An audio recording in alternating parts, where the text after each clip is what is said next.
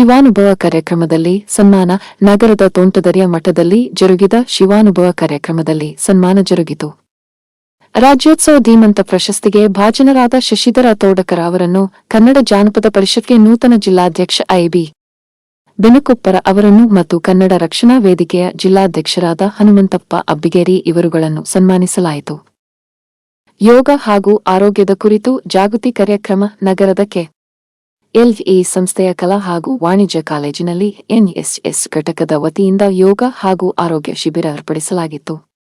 ಕಾರ್ಯಕ್ರಮಾಧಿಕಾರಿ ವಾಗೀಶ ರೇಷ್ಮೆ ವಿವಿಧ ಆಸನಗಳ ಪ್ರಯೋಜನ ತಿಳಿಸಿದರು. ನೀಲಮ್ಮ ಸೀತಾರಳ್ಳಿ ಸೇರಿದಂತೆ ಘಟಕದ ಸ್ವಯಂ ಸೇವಕ ಮತ್ತು ಸೇವಕಿಯರು ಉಪಸ್ಥಿತರಿದ್ದರು.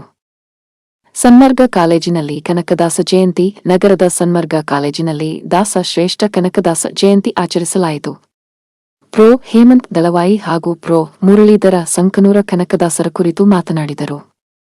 ಕಾಲೇಜಿನ ಚೇರ್ಮನ್ ರಾಜೇಶ್ ಕುಲರ್ಣಿ, ಪ್ರಾಚಾರ್ಯ ಪ್ರೇಮಾನಂದ ರೋಣದ, ಆಡಳಿತಾಧಿಕಾರಿ ಮೃತ್ಯುಂಜಯ ಹಿರೇಮಠ ಸೇರಿದಂತೆ ಆಡಳಿತ ಮಂಡಳಿ ಸದಸ್ಯರು ಹಾಗೂ ಉಪನ್ಯಾಸಕರು ಹಾಜರಿದ್ದರು. ಕರ್ನಾಟಕ ಇತಿಹಾಸ ಅಕಾಡೆಮಿಯ ರಾಷ್ಟ್ರೀಯ ಸಮ್ಮೇಳನ. ಮಹಾತ್ಮ ಗಾಂಧಿ ಆರ್ಡಿಪಿಆರ್ ವಿಶ್ವವಿದ್ಯಾಲಯದಲ್ಲಿ 39ನೇ ವಾರ್ಷಿಕ ರಾಷ್ಟ್ರೀಯ ಸಮ್ಮೇಳನ ಮತ್ತು ಪ್ರಶಸ್ತಿ ಪ್ರದಾನ ಸಮಾರಂಭವನ್ನು ಸಚಿವ ಎಚ್.ಕೆ.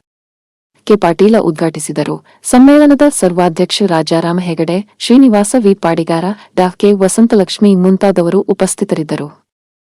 ಬಿಜೆಪಿ ಜಿಲ್ಲಾ ಕಾರ್ಯಾಲಯದಲ್ಲಿ ಶ್ರೀ ಕನಕದಾಸರ ಜಯಂತಿ ಆಚರಣೆ. ನಗರದ ಬಿಜೆಪಿ ಕಾರ್ಯಾಲಯದಲ್ಲಿ ಶ್ರೀ ಕನಕದಾಸರ ಜಯಂತಿ ಆಚರಿಸಲಾಯಿತು. ಬಿಜೆಪಿ ಜಿಲ್ಲಾಧ್ಯಕ್ಷ ರಾಜು ಕುರಡಗಿ, ರಾಘವೇಂದ್ರ ಏಳವತಿ, ರಮೇಶ ಸಜ್ಜಗಾರ, ಲಿಂಗರಾಜ ಪಾಟೀಲ ಸೇರಿದಂತೆ ಬಿಜೆಪಿ ಕಾರ್ಯಕರ್ತರು ಹಾಜರಿದ್ದರು.